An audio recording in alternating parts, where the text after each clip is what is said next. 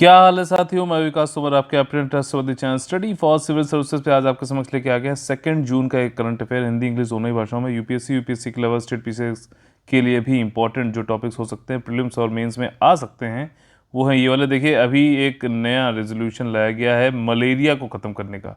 कौन लाया है? WHA लाया है, वर्ल्ड हेल्थ असेंबली लाया है। ठीक। अगला है पीएम केयर्स। ये मैंने देखिए अभी यूपीएससी और ईपीएफओ के लिए स्पेशल करंट अफेयर की सीरीज चलाई है, उसमें पार्ट 2 में मैंने इसको कवर किया था, यहाँ पे भी मैंने कर दिया है, फिर आप वाला वीडियो भी देख सकते हैं। ठीक। तो ये वाला इसलिए भी है ताकि आप लोग जो है हमारी ओनली करंट अफेयर की प्लेलिस्ट जरूर देख लीजिए। उसमें कई सारी जो है चीज़ें आप लोग को मिल जाएंगी जो हमारे डेली करंट अफेयर 6 बजे के अलावा भी और सही भी चीज़ें चल रही हैं। सुप्रीम कोर्ट ने कहा है कि यार एक रखो ना वैक्सीन का पैसा जो है पूरे देश में, ये सेंट्रल गवर्नमेंट से कहा है, जानेंगे पूरी चीज़। अगली चीज़ अगला है कि लास्ट डी वोटर जो है वो वॉकआउट कर गया आसाम के डिटेंशन सेंटर से। इसमें डी का क्या मतलब है गैस करके बताइए, फिर अभी मैं बताता हूँ पूरा विस्तार से। सेंटर ने एक्सटेंड कर दी है पावर सिटीजनशिप एप्लीकेशन की। केंद्र नागरिकता आवेदन से संबंधित शक्तियों का विस्तार करता है। ठीक, इससे रिलेटेड मैंने देखो एक सिटीजनशिप अमेंडमेंट एक्ट से संबंधित एक वीडियो बना रखा है हमारे स्टडी फॉर सिविल सर्विसेज वाले चैनल पे। वो आपको क्या करना है, यूट्यूब पे जाइए, आप लिखिए CAA, ठीक, स्टडी फॉर सिविल सर्विसेज, तो आपको ये वाला वीडियो मिल जाएगा। इस वीडियो के डिस्क्रिप्शन में भी मैं डाल दूंगा। देखिए 2 जून को कौन कौन से इंपॉर्टेंट डे होते हैं। देखिए, अंतर्राष्ट्रीय सेक्स वर्कर्स दिवस, ठीक, आपका जो है इंटरनेशनल सेक्स वर्कर डे है 2 जून को। और दूसरा है कि तेलंगाना का फॉर्मेशन भी जो है आपका विभाजित कर दिया गया था। आंध्र प्रदेश पहले था, उसको विभाजित करके फिर तेलंगाना बना, फिर आंध्र प्रदेश, कोस्टल आंध्रा बन गया तटीय वाला। तो ये 2 जून को बना था, 2014 का बना था जहाँ तक मुझे याद आ रहा है। ठीक। और आप लोग को आगे बढ़ने से पहले बता देता हूँ, यूपीएससी 2021 का 4 जून से कंप्लीट पेड ग्रुप और टेस्ट सीरीज का पेड ग्रुप हमारा चालू है। आप लोग ज्वाइन कर सकते हैं 4 जून से पहले। और ईपीएफओ का 27 मई से हमारा जो है पेड ग्रुप चालू है। इसमें भी कंप्लीट पेड ग्रुप और वन स्टॉप सोल्यूशन होता है कंप्लीट पेड ग्रुप, और जो है सिर्फ टेस्ट सीरीज का भी पेड ग्रुप चालू है। आप लोग ज्वाइन कर सकते हैं 8564880530 और जो है 9696066089 पे कॉल करके आप लोग ज़्यादा जानकारी ले सकते हैं। देखिए, अब यहाँ पे क्या हुआ है कि WHO द्वारा मलेरिया समाप्त करने का संकल्प जो है यहाँ पे लाया गया है। अब मलेरिया आपको मालूम है कि एक जो है फीमेल एनोफ्लीस जो मच्छर होता है वो उस मच्छर के काटने से होता है। ठीक, फीमेल एनोफ्लीस मच्छर। ठीक, इसमें लेकिन मच्छर के काटने से जो मलेरिया वाकई में करता है वो क्या करता है, परजीवी करता है, यानी कि पैरासाइट। कौन सा? प्लाज्मोडियम। ठीक, तो ये फीमेल एनोफ्लीस जो मच्छर है वो एक तरीके से वेक्टर है, मतलब वो कैरी करता है ये परजीवी और हमारे बॉडी में ये इंजेक्ट कर देता है जब ये जो है हम लोग को काटता है तो। ठीक, तो अब इससे मलेरिया हो जाता है। मलेरिया को जो है ख़त्म करने के लिए जो है वर्ल्ड हेल्थ ऑर्गेनाइजेशन की जो मेन गवर्निंग बॉडी होती है, जिसको कि वर्ल्ड हेल्थ असेंबली बोलते हैं हम लोग, ठीक, उसकी मीटिंग थी 74th, उसमें ये रेजोल्यूशन नया लाया गया है, प्रस्ताव लाया गया है। ठीक, और इसमें यही एफर्ट है कि नियंत्रण करो, एलिमिनेट करो मलेरिया को। मलेरिया में बहुत हिंदुस्तान में भी काफ़ी लोग जो है इसका जान खोना पड़ता है, और पूरे वर्ल्ड में भी। तो इनका तो एम है कि 2016 से 30 का इन्होंने बना रखी है एक स्ट्रेटजी, इसका नाम है global technical strategy for malaria. ठीक है, विश्व तकनीकी रणनीति जो है मलेरिया को जो ख़त्म करने के लिए इन्होंने अडॉप्ट कर रखी है आपकी 2015 से, ठीक, 2030 तक की है। अच्छा, भारत में आप लोगों को कन्फर्म करके बताना है मुझे कि भारत में मलेरिया को ख़त्म करने के क्या टारगेट ईयर रखा गया है।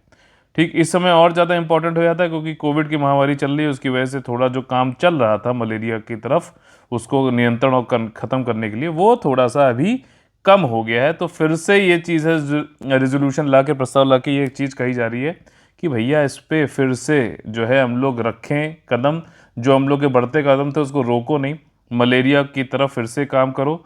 और जो भी ऐसी इस कंट्रीज़ हैं जहाँ पे मलेरिया एंडेमिक है, मतलब कि वहीं पे ही जो है रहता है, जैसे अफ्रीका में कई सारी हैं, ठीक, तो वहाँ पे इसको जो है रोका जाए, ये टेक्निकल स्ट्रेटजी इन्होंने प्रोवाइड करी। टारगेट ईयर क्या है? 2030 तक। 2030 तक क्या टारगेट कर रहे हैं लोग कि मलेरिया के जो केसेस हैं वो जितने आ रहे हैं उससे 90% तक कम कर दें 2030 तक। मान लीजिए 100 आ रहे हैं तो हम सिर्फ 10 कर दें, 90% कम करना है। ठीक, इसी तरीके से जो है मॉर्टेलिटीज हो रही हैं, मृत्यु हो रही है, उसको भी 90% तक कम करना है। ठीक, एलिमिनेटिंग मलेरिया इन एटलीस्ट 35 कंट्रियों में तो एलिमिनेशन करते हैं, मलेरिया का एक भी केस ना मिले।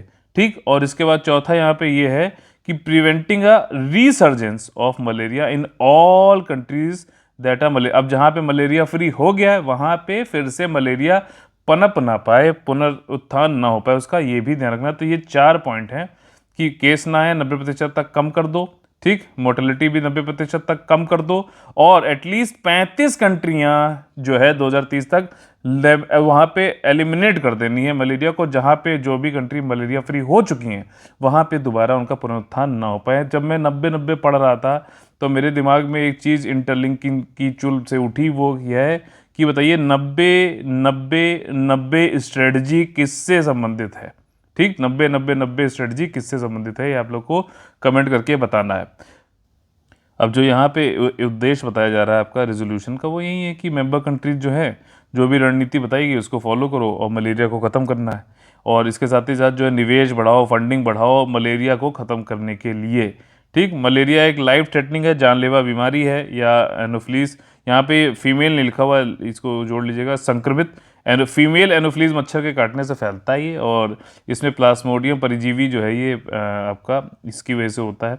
इसमें कई सारे जो इसके सिम्टम्स हैं, वहीं मसल में एक आ जाता है, टायर्डनेस होता है, नौशिया, वॉमिटिंग, जी मिचलाना, दस्त, ये सब जो है लग जाते हैं इसमें।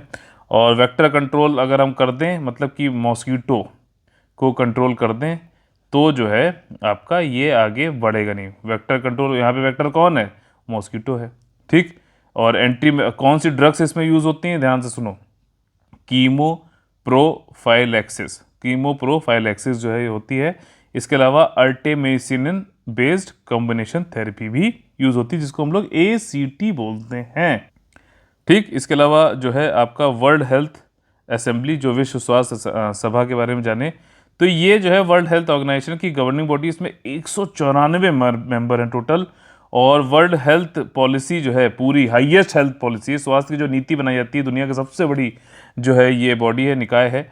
और इसमें जितने मेंबर हैं उनके हेल्थ मिनिस्टर जाते हैं। तो भारत की तरफ से कौन जाएंगे, हर्षवर्धन जी जाएंगे। ठीक, और ओरिजिनल जो मेंबरशिप थी वो WHA की 1948 में वो 55 मेंबर स्टेट से, क्या उसमें इंडिया था, ये क्वेश्चन है आप लोगों से, कि तो इससे पता जाएगा कि भाई इसका फाउंडिंग मेंबर है कि नहीं। क्वेश्चन वहाँ पे ऐसे पूछ सकता है कि भैया बताओ, इंडिया जो है WHA का जो है फाउंडिंग मेंबर था 1948 में।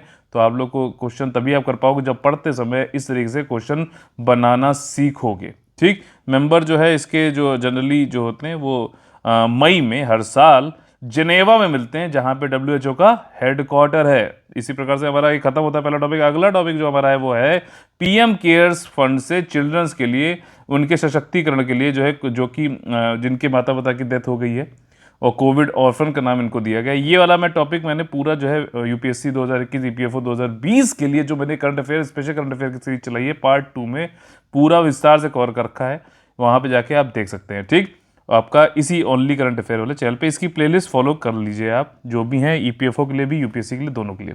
ठीक, और इसमें देखिए प्राइम मिनिस्टर मोदी जी ने जब ये विमेन एंड चाइल्ड मिनिस्ट्री जो है, उसने बताया कि करीबन 577 जो है बच्चे अनाथ हो गए कोविड की वजह से, तो फिर मोदी जी ने कई सारे जो है निर्णय लिए, और PM केयर्स जो है उसमें से उन्होंने जो पैसा, जो कई लोगों ने बहुत अच्छा दान उसमें डोनेशन किया है, उस पैसे को इन बच्चों के लिए जो अनाथ हो गए हैं कोविड की वजह से, उनके जो है के लिए 3 चीज़ों में लगाया है mainly: free education, fixed deposit और हेल्थ इंश्योरेंस। ठीक, इन 3 चीज़ों के लिए लगाया है, फ्री एजुकेशन भी है। तो देखिए इसमें ये कि दोनों पेरेंट्स इनके ख़त्म हो गए हैं और PM केयर्स फंड से इनको पैसे दिए जाएंगे। पहला फिक्स डिपॉजिट 10 लाख का है, 18 साल की एज से मिलेगा। 18 साल की एज से अगले 5 साल तक के लिए, 23 साल तक के लिए क्या मिलेगा, स्टाइपेंड मिलेगा मंथली। ठीक, उसके अपने जो है बच्चे के पर्सनल रिक्वायरमेंट और हायर एजुकेशन के लिए। इसके बाद 23 साल का जब हो जाएगा तो उसको एक लमसम अमाउंट दे दिया जाएगा, जो भी 10 लाख रुपए से बचेगा, ताकि वो अपना पर्सनल जो है आपका व्यक्तिगत या फिर व्यवसायिक उपयोग कर सके। स्कूल एजुकेशन की बात करी गई है, 10 साल तक के जो बच्चे हैं उनको उनके पास के केवी यानी केंद्रीय विद्यालय में एडमिशन दिलाया जाएगा या फिर प्राइवेट स्कूल में, और पीएम केयर से ही उनके यूनिफॉर्म के, टेक्स्ट बुक के, नोटबुक के सारा पैसा दिया जाएगा। अगला जो है स्कूली शिक्षा 11 से 18 वर्ष की आयु के बच्चों के लिए क्या होगा कि उनके लिए भी जो है रेसिडेंशियल स्कूल में उनका दाखिला कराया जाएगा। सैनिक, नवोदय विद्यालय, इन सब में फीस जो है अगर प्राइवेट स्कूल में कराया जा रहा है इन बच्चों का एडमिशन, तो उनकी फीस जो है आरटीई यानी कि राइट टू एजुकेशन के अनुसार जो भी प्राइवेट स्कूल्स में पैसा दिया जाना चाहिए वो दिया जाएगा। और किस फंड से दिया जाएगा? पीएम केयर्स फंड से दिया जाएगा। हायर एजुकेशन के लिए भी लोन ले सकता है बच्चा। जो लोग लोन नहीं ले सकते स्कॉलरशिप ले सकते हैं। जो लोग स्कॉलरशिप जिनके पास नहीं है, मान लो बच्चा है तो वो या तो लोन ले लिया उसने एजुकेशन लोन। अच्छा, एजुकेशन लोन जब लेगा तो मूलधन बच्चे को ही देना है, ठीक, प्रीमियम, लेकिन जो ब्याज है वो पीएम केयर्स फंड से भारत सरकार देगी। भारत सरकार की बात कर रहा हूँ, यानी केंद्र सरकार की ने ये सारी चीज़ें बोली हैं। उसके अलावा जो है लोन नहीं लिया तो स्कॉलरशिप ले लिया, ठीक, स्कॉलरशिप अगर ले लिया, नहीं लिया तो भैया अगर कोई बच्चा ऐसा है जो लोन नहीं ले रहा है, स्कॉलरशिप नहीं है, तो उसको क्या है कि इसी तरीके की पीएम केयर फंड से उसको इक्विवेलेंट स्कॉलरशिप दिला दी जाएगी, ठीक। पहले से उसके बाद मान लीजिए कि कई सारी माइनॉरिटीज़ उनके पास में स्कॉलरशिप है ऑलरेडी, कई सारे बच्चों के पास नहीं है, तो उनको पीएम केयर फंड से स्कॉलरशिप दी जाएगी। अगला है हेल्थ इंश्योरेंस दिया जाएगा। आयुष्मान भारत के अंतर्गत प्रधानमंत्री जन आरोग्य योजना जो है उसके अंतर्गत आपको 5 लाख का इंश्योरेंस मिलेगा, स्वास्थ्य बीमा मिलेगा। कब तक? जब तक वो बच्चा 18 साल का नहीं हो जाता है, ठीक। तो यहाँ पे 18 साल तक है, ठीक, ना कि 18 साल के बाद है।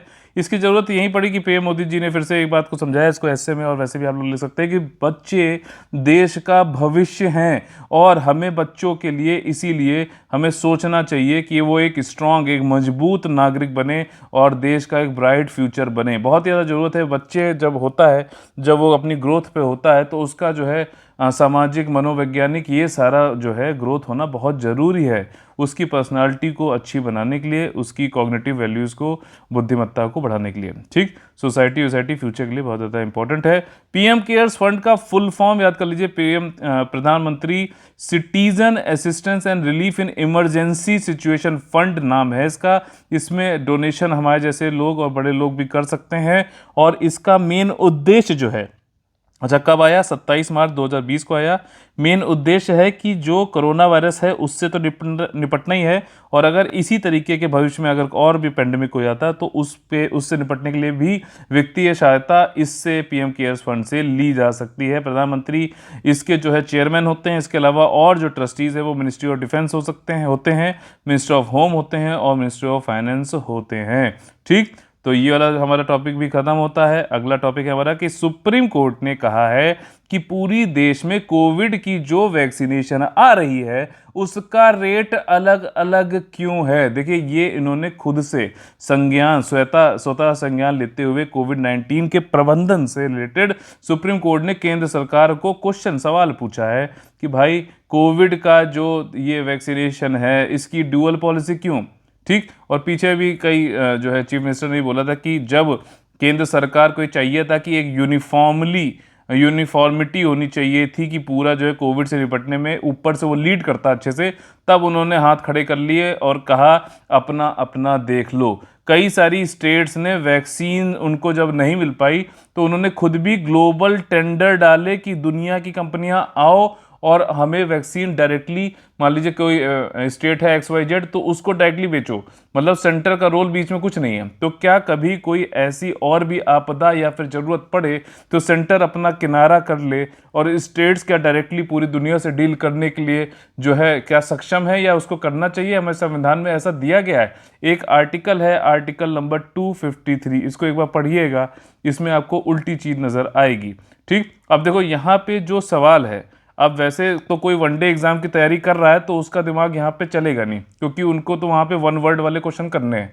यहाँ पे इस चीज़ को अगर आपने पढ़ा तो जनरल रीडर की तरह नहीं पढ़ना है, आपको ये समझना है कि सिविल सर्विसेज का एग्जाम के लिए अगर आप तैयारी कर रहे हो, यूपीएससी पे मेन फोकस है, यूपीपीसीएस पे मेन फोकस है, तो आपको ये समझ में आएगा कि यहाँ पे सेपरेशन ऑफ पावर की बात हो रही है।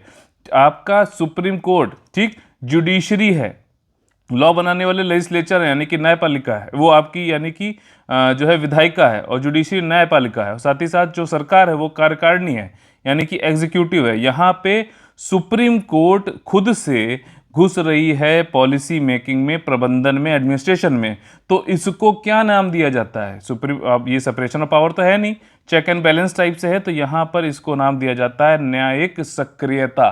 तो ये अगर ये क्या उसका जुडिशियल एक्टिविज्म का एग्जाम्पल नहीं बन सकता है? ये चीजें समझने के लिए यूपीएससी की लेवल की तैयारी करनी पड़ती है, ठीक। और जो है इसके लिए जो है सिर्फ यही नहीं जो आप पढ़ रहे हो, बिटवीन द लाइंस जो चीज़ें हैं उनको आप जब तक नहीं समझोगे तब तक आईएएस पीसीएस का क्षमता दूर रहेगा। हाँ, रेलवे और उन सब की तैयारी के लिए तो ठीक है, उन सब के लिए तो वन वर्ड का ठीक है, हाँ, पीएम केयर्स की फुल फॉर्म बता दो, इनफ है वहाँ के लिए। दूसरी चीज़, जब आप इसको पढ़ रहे हो तो इसमें आप देखो कि एक फेडरलिज्म का भी एक बात हो रही है। कैसा संघवाद हमारे यहाँ चल रहा है कि जब सेंटर और मतलब स्टेट्स के बीच में क्या वो चल रही है। हम लोग बात करते हैं कोऑपरेटिव फेडरलिज्म की, लेकिन यहाँ पे क्या चल रहा है, उन सेंटर ने अपने से पल्ला ही झाड़ लिया, ऐसा कहा जा रहा है। और कम्पिटिटिव जो है फेडरलिज्म की बात कही जा रही है, जो कि एक अच्छे सिग्नल नहीं है, ठीक। और जो है जस्टिस चंद्रचूड़ जी ने ये कहा कि जो कोविड का मैनेजमेंट हुआ वो कई उस पर देखा जाए तो ठीक नहीं हुआ। कई जगह जो है रेट जो है यहाँ पे भी दिखाऊंगा, सेंट्रल गवर्नमेंट को 150 रुपये में वैक्सीन मिलती है, वहीं स्टेट गवर्नमेंट्स को 300 से 600 में वैक्सीन मिलती है। और जो है कई बार तो मिल भी नहीं रही है, ग्लोबल टेंडर भी डालने पड़ रहे हैं और तब भी उनको नहीं मिल पा रही। ये चीज़ ठीक नहीं है। वर्चुअल मोड में ये सारी बातें हुई और शुरुआत तो बहुत अच्छी हुई मीटिंग की। सुप्रीम कोर्ट ने जब ये जो सुप्रीम कोर्ट ने जब चालू करी मीटिंग, सॉलिसिटर जनरल हमारे तुषार मेहता जी थे, उन्होंने ये बताया कि हमारे देश में स्पुतनिक और जो भी डोमेस्टिक मार्केट में जो भी वैक्सीनेशन है, इस साल के अंत तक हम पूरी जनसंख्या जो है भारत की उसको वैक्सीनेट कर देंगे। बहुत ही अच्छी बात लगी, लेकिन अभी काफ़ी दूर है वैक्सीनेशन सबको पहुंचाने में। देश में जो है जो है हमारे हिंदुस्तान में 3.12% ही वैक्सीनेशन हो पाया है जनसंख्या का। अगर आप इसको कंपेयर करो यूएस से तो 40% है, ब्राज़ील 10% है, रशिया 8.2% है। रशिया का देखो यहाँ पे मुझे थोड़ा सा लगा कि दुनिया में सबसे पहले वैक्सीन रशिया लेके आया, ठीक। और अभी भी 8.2% है और इसकी जनसंख्या भी इतनी ज़्यादा नहीं है, ठीक। भारत में भी 13 स्टेट ऐसे जो 5% से कम है, उसमें से देखिए तमिलनाडु और केरला भी बहुत ज़्यादा ऊपर नहीं है, ठीक, जिनको हेल्थ का जो है बेस्ट प्रैक्टिस माना जाता है हिंदुस्तान में, ठीक। यहाँ पे देखिए यही सब चीज़ जो है रेट का इन्होंने बताया है कि क्यों आपने सेम प्राइस नहीं रखा, जो है 150 रुपये में खुद मिलता है, स्टेट वाले जो है आपके 300-600 तक खरीदने को वो हैं। जो दो वैक्सीन है उनके बीच में भी रेट का डिफरेंस है, ये नहीं समझ में आया। एक जज ने ये भी बात बोली, तो उन्होंने पूछा कि भैया इस दोहरी मूल्य निर्धारण नीति का औचित्य क्या है, ठीक, रैशनल क्या है इसके पीछे, क्यों सेंटर जो है प्रोक्योर कर रहा है कम पैसे में और स्टेट को ज़्यादा पैसे में बेचने में मजबूर क्यों कर रहा है भाई। ये तो एक तरीके से जो है जैसे कि थोक विक्रेता, थोक हो गया दुकान वाला, और फिर वो जो है खुदरा वाले को बेच रहा, तो यहाँ पे ने सस्ते लेके बीच में अपना प्रॉफिट खा लिया। ऐसा क्यों कर रहे हो? और साथ ही साथ एक और बढ़िया चीज़ इसमें इन्होंने सुप्रीम कोर्ट वालों ने बोली कि मान लीजिए किसी कंपनी से आप बात कर रहे थे कि वैक्सीन खरीदें, तो आपने 50% खरीदेंगे हम जितना भी आप प्रोड्यूस करोगे, बाकी आपने सारे स्टेट्स पे छोड़ दिया, तो ये कौन सी आपकी नीति रही? तो ये सब जो कोविड से निपटने के लिए जो प्रबंधन हुआ है उसके लिए थोड़ा सा यहाँ सुप्रीम कोर्ट ने खुद से करते हुए जिसको बोल सकते हैं हम लोग जुडिशियल सक्रियता यानी कि एक्टिविज्म दिखाया है। और उन्होंने कहा है कि कई सारे स्टेट ने देखो खुद भी अपने ग्लोबल टेंडर निकाले थे, तो ये चीज़ें ठीक तरीके से नहीं हुई और अच्छे से करी जा सकती थी। भारत का सर्वोच्च न्यायालय, बहुत अच्छी यहाँ पे देखिए जानकारी है। अब यहाँ पे हम लोग बैकग्राउंड पढ़ रहे हैं सुप्रीम कोर्ट का। ये सुप्रीम जुडिशियल बॉडी है, हाईएस्ट कोर्ट ऑफ इंडिया है, उच्चतम न्यायालय है भारत का। अब हमारे संविधान के अंदर में भारत का जो संविधान है उसका फाइनल इंटरप्रेटर भी सुप्रीम कोर्ट है। और ये मोस्ट सीनियर जज जो होता कॉन्स्टिट्यूशनल कोर्ट है यानी संवैधानिक न्यायालय है। इसके पास में पावर भी है न्यायिक समीक्षा करने का, जो आर्टिकल नंबर 13 से इसको मिलती है। ध्यान से सुनते रहिएगा। चीफ जस्टिस ऑफ इंडिया जो है हेड होता है, इसको जो है मास्टर ऑफ रोस्टर भी बोला जाता है। दीपक मिश्रा जी के टाइम पे ये सारी चीज़ें उठी थी, तब ये समझ में आया था कि chief justice of India master of roster होता है। वो डिसाइड करता है कि प्रशासन कौन से बेंच पे कौन से जो है जज कौन कौन बैठेगा किस केस पर, ठीक, कॉन्स्टिट्यूशनल बेंच कब बनानी है, ये सारी चीज़ें हैं। मैक्सिमम 34 जज हो सकते हैं, ठीक। और आपका एक्सटेंसिव पावर है इसके पास, ओरिजिनल पावर भी है, ठीक, सुप्रीम कोर्ट के पास। मतलब आप डायरेक्टली जा सकते हो सुप्रीम कोर्ट के पास, जैसे कि फंडामेंटल राइट में आर्टिकल नंबर 32 के अंतर्गत अपीलेट पावर भी है, यानी कि अपील करते हुए सबसे उच्चतम कोर्ट कहाँ है जहां पे अपील कर सकते हो, सुप्रीम कोर्ट है। साथ ही साथ एडवाइजरी जुरिस्डिक्शन भी है, यानी कि जैसे आपको पता होगा आर्टिकल नंबर 143 के अंतर्गत आपका प्रेसिडेंट एडवाइस ले सकता है सुप्रीम कोर्ट से। 1861 में इंडियन हाई कोर्ट बनाया गया, ठीक, एक्ट बनाया गया ब्रिटिशर्स के द्वारा, इसमें क्रिएट किया गया हाई कोर्ट कई सारे प्रोविंसेस में, और इन्होंने जो है एबॉलिश कर दिया सुप्रीम कोर्ट उस समय जो कलकत्ता, मद्रास और बॉम्बे में था। सदर अदालत भी जो है हटा दी गई प्रेसिडेंसी टाउन से। सुप्रीम कोर्ट का गठन भारत में 28 जनवरी 1950 को हुआ। साथ ही साथ इसने फेडरल कोर्ट ऑफ इंडिया और judicial court of privy council, ये ब्रिटेन में होती थी, इसको भी खत्म कर दिया। इसमें भी अपील करके जा सकते थे आप। ये एपेक्स कोर्ट होती, सबसे ऊंची कोर्ट होती थी इंडियन कोर्ट सिस्टम में। इंडिया के भारतीय संविधान के अनुच्छेद 124 के अनुसार भारत के सर्वोच्च न्यायालय का गठन और स्थापना की गई, और जो है लॉ मेकिंग पावर जो है, जो सुप्रीम कोर्ट को मिलती है, कानून बनाने की शक्ति, वो आर्टिकल नंबर 141 से मिलती है। और लॉ जो डिक्लेयर किया जाता है सुप्रीम कोर्ट के द्वारा वो बाइंडिंग होता है, सभी अदालतों पर बाध्यकारी होता है। इसके अलावा कुछ और इंपॉर्टेंट आर्टिकल्स हैं, जैसे कि 136 special leave petition, special leave यानी परमिशन जो है याचिका दायर करना जो है इसके अंतर्गत होता है। इसके अलावा 142 है जिसमें कि कंप्लीट जस्टिस की बात की जाती है, कंप्लीट न्याय की। ये अयोध्या वाले केस में भी किया गया था कि मान लीजिए अगर हिंदुओं को जो है राम जन्मभूमि दी जा रही है तो हम मुस्लिम जो जिनका क्लेम था उनको हम छोड़ेंगे नहीं, पूरा जो है जस्टिस करने के लिए हम उनको भी 5 एकड़ की जमीन उनकी मस्जिद बनाने के लिए देंगे। इस तरीके के काम करने के लिए, कंप्लीट जस्टिस करने के लिए आर्टिकल 142 होता है। और अगर आप समझो इधर पीछे अगर आप ट्रेंड देखो तो आर्टिकल नंबर 142 का बहुत ही ज़्यादा उपयोग सुप्रीम कोर्ट पीछे किया है अपना जुडिशियल, इसको कहा जाता है जुडिशियल सक्रियता को दिखाते हुए। इसके अलावा एक और याद आ गया मुझे बोलते बोलते, आर्टिकल 140 के अंतर्गत एंसिलियरी पावर्स भी सुप्रीम कोर्ट को देने का प्रावधान है, पार्लियामेंट के द्वारा दिया जा सकता है, यानी कि सहायक शक्तियां भी। ठीक, कैसा लगा ये वाला आपको जो है सुप्रीम कोर्ट से? मेरे ख्याल से सारी चीज़ें जितनी भी हो सकती थी कम समय में मैंने पूरी कर दी। अगला जो हमारा टॉपिक है वो है कि लास्ट डी वोटर वॉकआउट कर गया आसाम के डी सेंटर से। अब देखो क्या हुआ आसाम में, आपको मालूम है एनआरसी हुआ, नेशनल रजिस्टर ऑफ सिटीजन्स हुआ, ठीक, और 2015 में और क्या हुआ कि उससे पहले भी एक जो है फॉरेन वहाँ पे ट्रिब्यूनल्स बनाए गए कि वो ये बताता है कि फॉरेनर कौन है, ठीक, बाहरी कौन है, विदेशी कौन है, फॉरेन जो है आपका न्यायाधिकरण बनाया गया। तो यहाँ पे ऐसा कोई व्यक्ति जिसके पास कोई भी ये चीज़ दिखाने के लिए नहीं है कि वो वहाँ का वोटर है और उसका एपिक ना बन पाए, यानी कि इलेक्टोरल फोटो आइडेंटिटी सर्टिफिकेट ना मिल पाए, जैसे हमारे पास होता है ना वो जिसको दिखा के हम लोग वोट डालने जाते हैं, तो उस व्यक्ति को डी वोटर बोला जाता है। डी वोटर यानी कि डाउटफुल वोटर।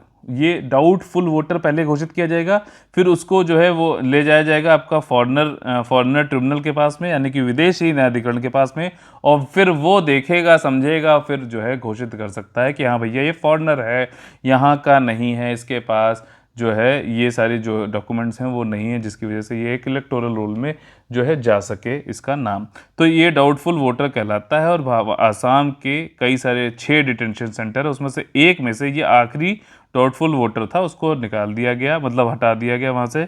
और भी 170 करीबन डाउटफुल हैं जो कि 5 डिटेंशन सेंटर में, उनका आगे देखा जाएगा। ये है पूरी कहानी इसमें। और सिलचर जेल में था, 67 साल का बंदा था, इसको जो है ट्रिब्यूनल ने नोटिस इसके बाद दिया गया था और इसको अरेस्ट किया गया था, पहले डिटेंशन सेंटर में रखा गया था। और डी वोटर क्या है, सबसे ज़्यादा जोड़ना ये जरूरी है कि ये एक तरीके की वोटर की जो है वर्गीकरण है जिसमें आसाम डिसइनफ्रेंचाइज्ड कर देता है, मतलब उनको वोट करने का अधिकार छीन लेता है बाय द गवर्नमेंट। और क्योंकि उसके पास प्रॉपर सिटीजनशिप के क्रेडेंशियल्स नहीं हैं, नागरिकता के प्रमाण नहीं हैं, इसलिए उसको डाउटफुल वोटर बोला जाता है और गवर्नमेंट के द्वारा। और फिर उसके जितने भी जो अकाउंट हैं वो सब नहीं हटा दी, मतलब उसको वोटिंग करने का अधिकार नहीं दिया जाता है, एपिक पे उसका फ़ोटो नहीं आ पाता है। और डी वोटर को हम स्पेशल, ये कौन डिटरमाइन करता है, स्पेशल ट्रिब्यूनल अंदर फॉरेनर एक्ट जो है उसके अंतर्गत इसको डी वोटर बना दिया जाता है। 2011 में गुवाहाटी हाई कोर्ट ने ऑर्डर किया था कि डी वोटर्स को हम ट्रांसफ़र कर देंगे जो विदेशी न्यायाधिकरण बने हैं, विदेशी न्यायाधिकरण ऑर्डर 1964 के अंतर्गत, और इनको डिटेंशन कैंप में रखा जाएगा। बंगाली हिंदूज जो हैं, अब देखो इसमें सिर्फ मुस्लिम नहीं है, जैसे कई लोग सोचते हैं आसाम में डिटेंशन सेंटर रख दिया तो मुस्लिम्स होंगे, ऐसा नहीं है। देखिए यहाँ पे बंगाली हिंदूज भी जो है 1971 के पहले वाले भी हैं, जिनको अब देखो जो ये बंदा था जिसको अभी रखा गया डाउटफुल वोटर, इसका नाम देखिए क्या है, महेंद्र दास नाम है। ठीक, तो कोई बिल्कुल इसको एक एंगल से नहीं देखने की ज़रूरत है। इसमें बंगाली हिंदूज भी हैं, बंगाली में मुस्लिम्स भी हैं। फॉरेनर है तो फॉरेनर है, जात पात की या फिर धर्म की यहाँ पे कोई भी बात नहीं हो रही है। फॉरेनर ट्रिब्यूनल्स ये एक तरीके के अर्ध न्यायिक निकाय हैं, यानी कि क्वासी जुडिशियल बॉडी हैं। ये जुडिशियल यानी कि किस एक्ट को लागू कराते हैं, ठीक, किस एक्ट को जो है आपका न्याय करते हैं उस पर, ये है आपका फॉरेनर ट्रिब्यूनल्स ऑर्डर 1964। ये जो है सरकार के द्वारा बनाया गया है, लेकिन जो संसद के द्वारा बनाया गया है वो क्या है, फॉरेनर्स एक्ट 1946। ठीक, तो ये जो है उससे पहले का है, यानी कॉन्स्टिट्यूएंट असेंबली में बनाया गया होगा ये, और ब्रिटिशर्स के द्वारा भी बनाया जा सकता है, तो ये लागू है। और इसके अंतर्गत जो है लॉ रूल जो बनाया गया, ऑर्डर जो बनाया गया 1964 बनाया गया। ठीक, अभी इसमें क्या हुआ था कि फाइनल लिस्ट बनाई गई एनआरसी की। अब एनआरसी जब हुआ था तो आप लोग को याद होगा कि कई लोग जो है 19 लाख लोग को ये बताया गया था कि हाँ भैया इनके पास भी कोई भी डॉक्यूमेंट ये नहीं मिले कि इनको नागरिक जो है समझा जाए यहाँ का, आसाम का, तो उनको डाउटफुल में डाल दिया गया। और डाउटफुल में डालने के लिए जो है ये वाला जो ऑर्डर ऊपर बताया नाम, उसके हिसाब से डाला गया।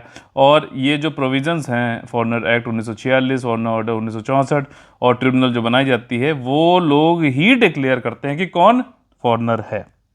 ठीक, अच्छा पहले क्या होता था कि कोई फॉरेनर है, मान लीजिए महेंद्र दास जी को बोला गया फॉरेनर है, ठीक, ऐसा बोला गया, डाउटफुल में डाला गया, उनको डाल दिया, तो सरकार जाती थी कोर्ट या फॉरेनर कोर्ट में ट्रिब्यूनल में जाती थी और फिर वहाँ केस चलता था। लेकिन 2019 में इस रूल में अमेंड किया गया, अब ये कहा गया कि महेंद्र दास जी डायरेक्टली भी जा सकते हैं फॉरेनर ट्रिब्यूनल में, और ये घोषित करने के लिए कि वो फॉरेनर नहीं हैं। ठीक, तो यहाँ पे ये वाला टॉपिक खत्म होता है। अगला जो हमारा टॉपिक है वो है सेंटर एक्सटेंड कर दिया है power related to citizenship application.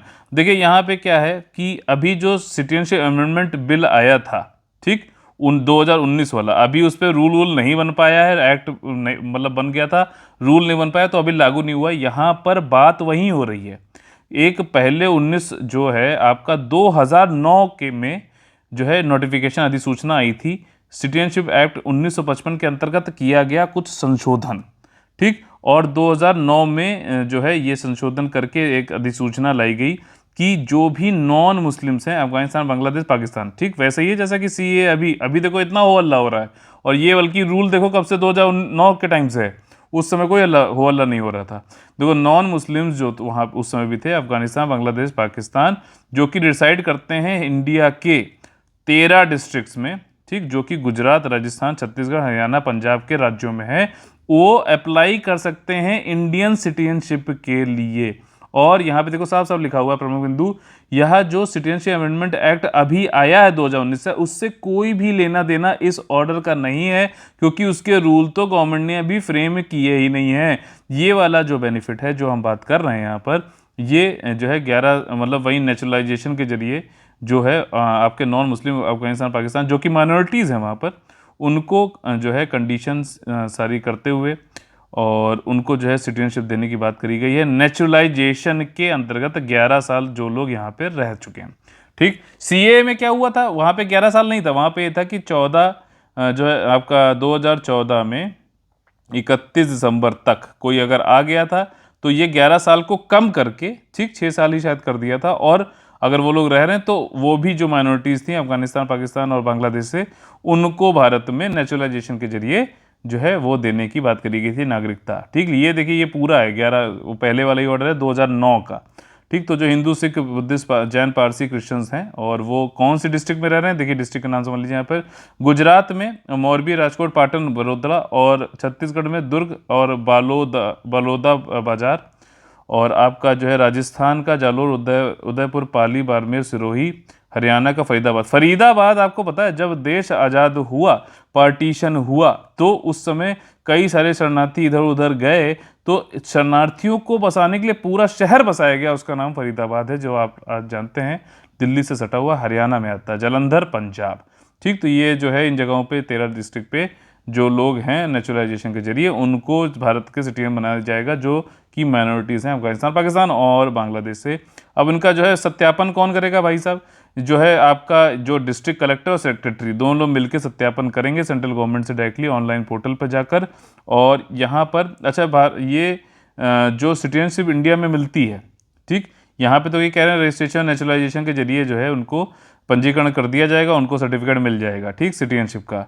ठीक, जो भारत में आपका जो सिटीजनशिप मिलती है वो मिलती है आपकी बर्थ से, जन्म से, डेसेंडेंट से, मतलब आपके जो फादर मदर कोई हैं तो वो अगर इंडियन सिटीजन है तो डेसेंडेंट से मिल सकती है, नेचुरलाइजेशन के जरिए मिल सकती हैं, आपका रजिस्ट्रेशन पंजीकरण के जरिए मिल सकती हैं, या फिर भारत कोई टेरिटरी जो है एक्वायर कर ले तो वहाँ के लोग भी भारतीय जो है नागरिक बन जाएंगे। तो इस तरीके 5 तरीके से जो है भारत में सिटीजनशिप मिल सकती है। ठीक, अब यहाँ पे छोटा सा मैंने यहाँ पे बताया, वैसे आप लोग मेरा पूरा वीडियो देख सकते हो। सिटीजन आप लिख सकते हो CAA study for civil services YouTube पे जाके, तो आपको वाला वीडियो मिल जाएगा। इस वीडियो के डिस्क्रिप्शन पे भी मैं चलिए डाल दूंगा उसका लिंक। ठीक, वो इंपॉर्टेंट है, पूछ सकता है, लगातार देखिए न्यूज़ आ रही है सिटीजनशिप पे। अभी से पहले वाला सिटीजनशिप से था रिलेटेड, ये वाला भी सिटीजनशिप से ही रिलेटेड टॉपिक है। देखिए सिटीजनशिप अमेंडमेंट 2019 का जो एक्ट आया था दिसंबर में, उसमें भी कहा गया था कि जो लोग, जो माइनॉरिटीज़ आपकी अफगानिस्तान, पाकिस्तान और बांग्लादेश में रहते हैं और उनको डर है कि उनका प्रोसिक्यूशन वहाँ पे हो रहा है और वो लोग भाग के हिंदुस्तान में आ गए हैं, जैसे कि Hindu, Jain, Sikh, Parsi, Christian, Buddhist communities, तो उनको हम वापस ना भेजकर आपका भारत में रहते हुए उनको नागरिकता दे देंगे।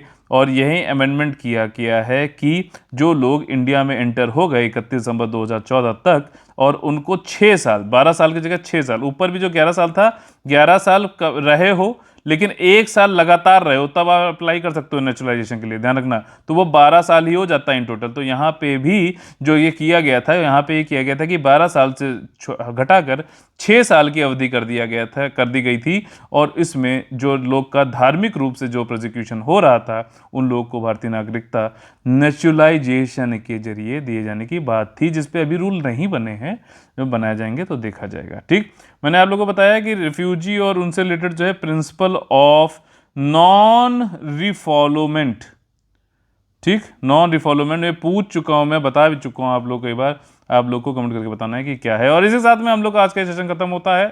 क्या रुको, आपको कैसे कौन बनेगा IAS पीसीएस वाला तो चालू करेंगे ना, प्रीलिम्स के क्वेश्चन कैसे करने हैं वो जानेंगे, और उसके बाद मेंस वाला जो है क्वेश्चन भी है, तो बिल्कुल जो है रेडी रहिए।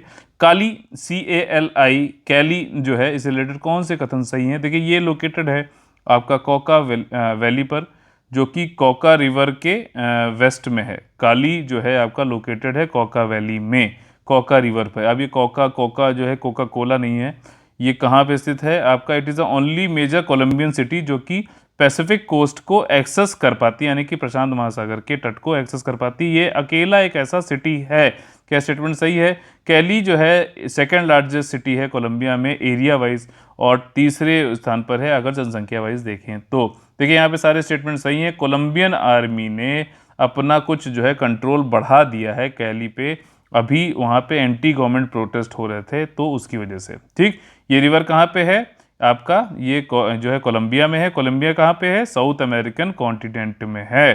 ठीक, इसका रीजन यही है कैली और कई सारे में जो है रिफॉर्म के लिए जो अब यहाँ पे क्या हुआ था, जैसे भारत में क्या है कि टैक्स का जो है हम लोग स्लैब बढ़ा रहे हैं कि 5 लाख तक जो है टैक्स लोग नहीं करेंगे, पहले 2.5 लाख तक था।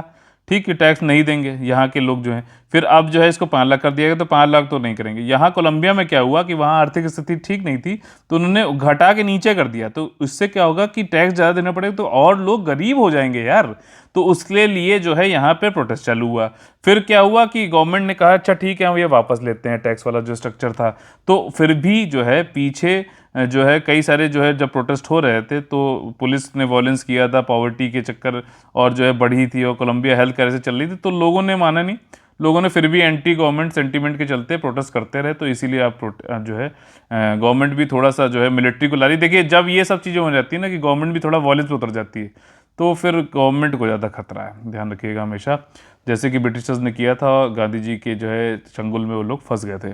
अगला जो हमारा क्वेश्चन है वो है HRMN 99 से संबंधित कौन से स्टेटमेंट सही हैं। देखिए, जो फार्मर हैं हमारे उत्तर प्रदेश के, उन्होंने डेवलप किया है एक नवाचार, नवीन तरीका कि सेल्फ पॉलिनेटिंग एप्पल की वैरायटी जिसका नाम रखा है HRMN 99, स्व परागण किस्म जो है बनाई गई है सेब की, जो खुद से सेल्फ पॉलिनेटिंग कर लेती है। मतलब अगर आपने एक पेड़ भी लगा दिया तो भी उसमें सेब आ जाएंगे। ठीक, वैसे क्या होता है कि 4-5 पेड़ लगाने चाहिए ताकि जो है एक पेड़ से दूसरे पेड़ में पॉलिनेशन हो सके और उसमें से जो है वहाँ पे फल वल आए। तो ये वाली वैरायटी देखिए उत्तर प्रदेश नहीं हिमाचल प्रदेश में हुई है, इसलिए पहला स्टेटमेंट गलत है। और यहाँ पे क्या पूछा गया, ट्रू पूछा गया, तो स्टेटमेंट आपका ये जो ऑप्शन है ए गलत हो जाएगा, सी और डी भी गलत हो जाएगा, ऑप्शन हो जाएगा आपका बी सही। लेकिन हम और भी पढ़ लेते हैं इसको। कहीं पे भी आप मैदानी क्षेत्र, उष्ण कटिबंधीय और उपोष्ण जो है कटिबंधीय क्षेत्रों में भी उगा सकते हो, सब ट्रॉपिकल एरिया और ट्रॉपिकल एरियाज में भी उगा सकते हो। और साथ ही साथ जो है इसका नाम किस पे रखा गया, हरिमान शर्मा जी के नाम पे रखा गया, इसीलिए HRMN जो है इसको वैरायटी बोला जा रहा है 99। और इसमें जो है does not require chilling hours flowering of fruit setting, फूल आने और फल लगने के लिए द्रुत शीतन घंटों का आवश्यकता नहीं होती है।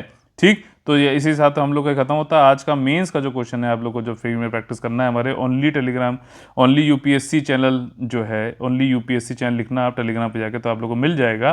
तो ये है वो, उसका नाम है कि क्वेश्चन है 17, what are the following ways of acquiring and losing Indian citizenship. देखिए ये क्वेश्चन इंपॉर्टेंट है बहुत ज़्यादा, जैसे मैंने अभी आप लोग को ऊपर बताया कि सिटीजनशिप हम लोग एक्वायर कैसे कैसे क्या कर सकते हैं वो भी जरूरी है, और कैसे लूज कर सकते हैं वो इसलिए जरूरी क्योंकि अभी मेहुल चोकसी जी एंटीगुआ से पकड़े गए और डोमिनिका से और एंटीगुआ में उन्होंने कहा गया कि उन्होंने सिटीजनशिप ले ली है तो भारत की सिटीजनशिप उनकी ऑटोमेटिकली खत्म हो जाती है। तो इसीलिए दोनों ही क्वेश्चन इंपॉर्टेंट हो जाते हैं और इसीलिए मैं क्वेश्चन पूछता हूं आपसे इस तरीके के, ताकि आपके जो एग्जाम पॉइंट ऑफ व्यू से इंपॉर्टेंट हो। व्हाट आर भारतीय नागरिकता प्राप्त करने के और खोने के निम्नलिखित तरीके क्या हैं, उदाहरण सहित समझाइए। अब उसमें उदाहरण जो है मेहुल चोकसी का नहीं देना है, ठीक, ध्यान रखिएगा। आपको उदाहरण मतलब ये बताना है कि किस किस तरीके से खो सकती है भारतीय नागरिकता। मान लीजिए आपने किसी की ज्वाइन कर ली तो खो गई, इस तरीके से। तो मेहुल चोकसी वाला चाहो तो दे भी सकते हो, रिसेंटली इट हैज़ हैपेंड। तो इसी के साथ में हम लोग आज का सेशन खत्म होता है। अगर आप लोग को पसंद आए तो प्लीज़ लाइक बटन तोड़िए, शेयर और सब्सक्राइब करके लोगों को जोड़िए। अगर आप लोग को हमारा गाइडेंस कंटेंट अच्छा लगता है तो इन नंबर्स पे कॉल करके 8564880530 9696066089 पे कॉल करके यूपीएससी 2021 और EPFO 2020 का कंप्लीट पेड ग्रुप या फिर सिर्फ टेस्ट सीरीज का पेड ग्रुप आप लोग ज्वाइन कर सकते हैं। तो चलिए कल फिर से मुलाकात होगी आप लोग से सुबह 6 बजे। तब तक के लिए सुरक्षित रहिए, पढ़ते रहिए और जय हिंद जय Bharat, all the very best है। वंदे मातरम।